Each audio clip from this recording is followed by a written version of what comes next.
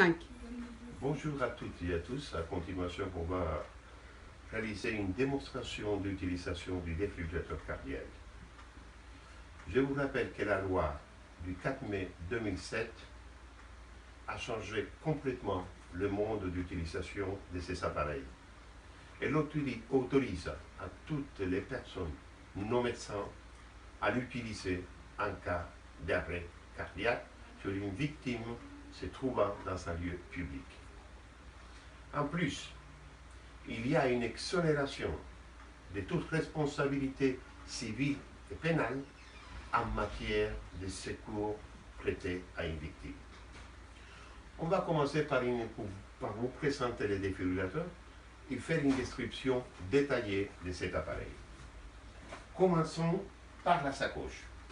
Se trouve dans une sacoche de petite taille. Il y a toujours un logo que vous voyez sous l'écran qui indique que c'est un défibrillateur. À l'intérieur se trouvent deux poches. Une poche où se trouvent des accessoires, à savoir une paire de ciseaux, suivie d'un rasoir. On continue avec des serviettes et on finit par un masque à utiliser en cas de respiration bouche à bouche. À quoi ça sert la paire de ciseaux? La paire de ciseaux sert à couper les vêtements car on aura toujours besoin d'avoir un thorax ouvert, dégagé, afin qu'on puisse coller les électrodes. Le rasoir sert à raser chez les hommes poilus les zones où on va coller les électrodes.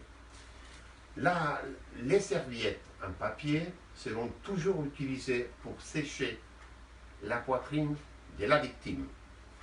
Et on finit avec les masques qu'on la met sur la bouche du patient et ça nous permet de pouvoir faire de la respiration bouche à bouche sans crainte des effets contaminés. Suivons avec l'appareil proprement dit. Vous voyez, c'est un appareil de petite taille, de 1 kg à peu près, c'est son poids, constitué de plusieurs parties. Une partie où se trouve une pile, c'est une pile au lithium, qui a une durée de vie de 2 ans à 5 ans. Un haut-parleur qui va nous permettre de nous donner des instructions précises sur les types de gestes qu'on doit faire, sur la cadence et sur le tempo. Il y a un bouton qui sert à l'allumer et un bouton qui sert à la décharge quand on l'appuie.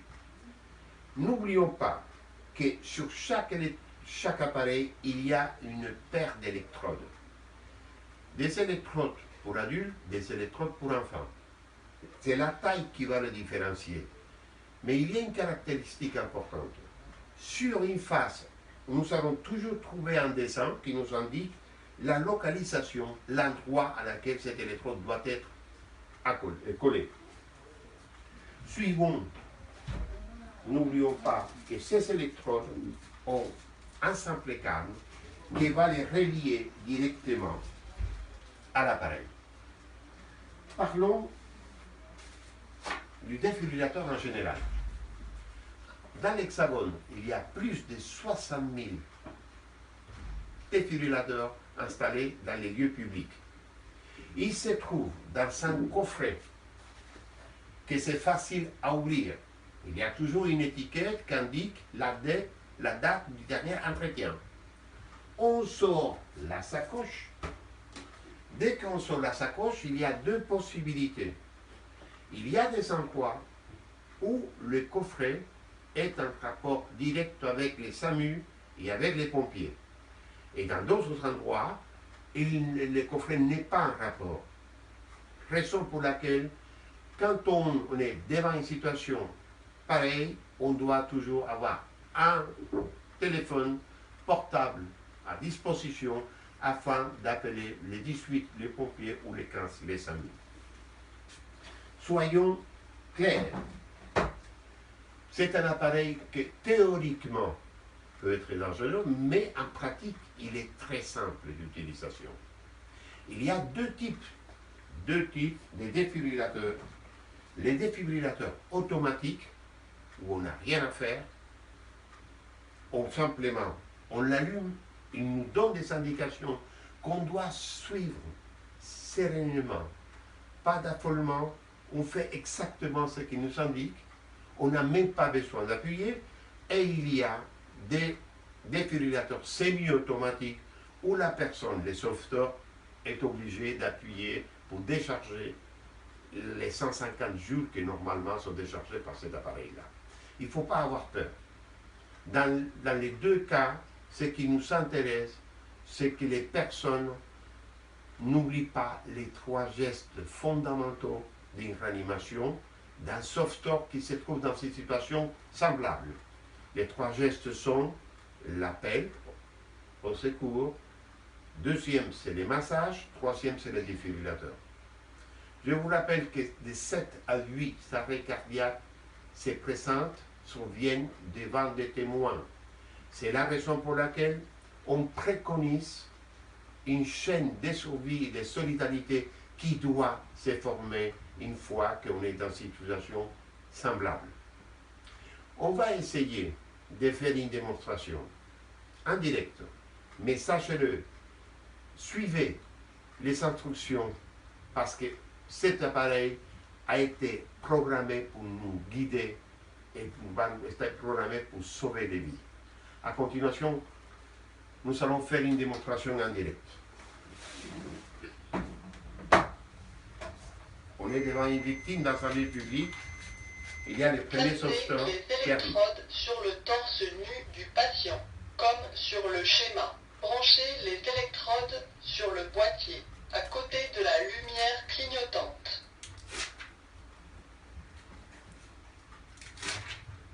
Placez les électrodes sur le torse. Analyse de l'activité cardiaque en cours.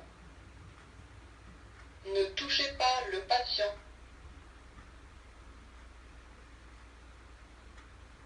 Choc conseillé.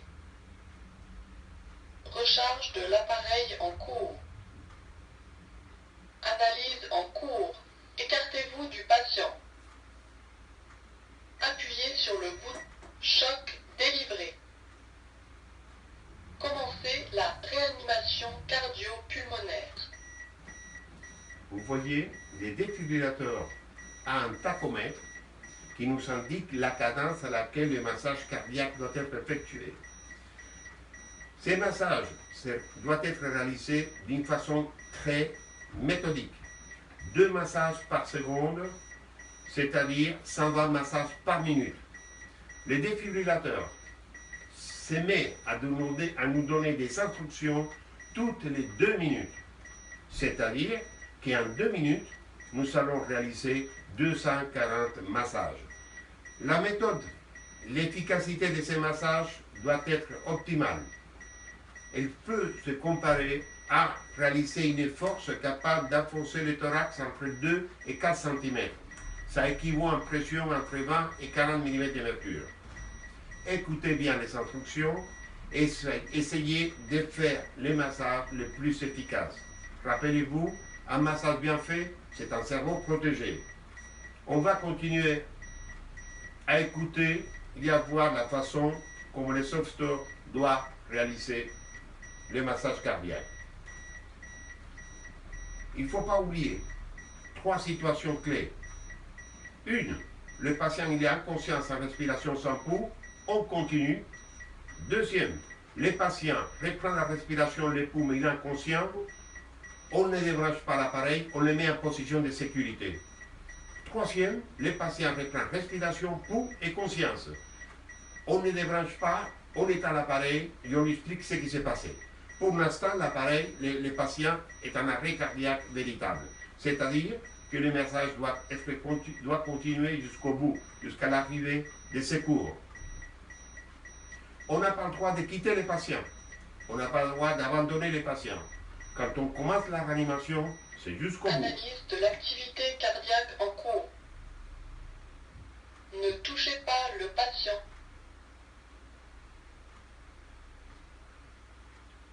Choc conseillé.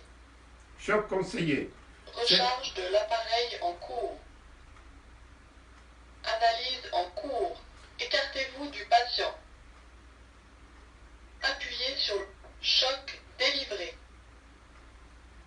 Comme vous pouvez voir, cet appareil, tous les 2 minutes, se met à faire une analyse et se met à recommander une décharge ou pas.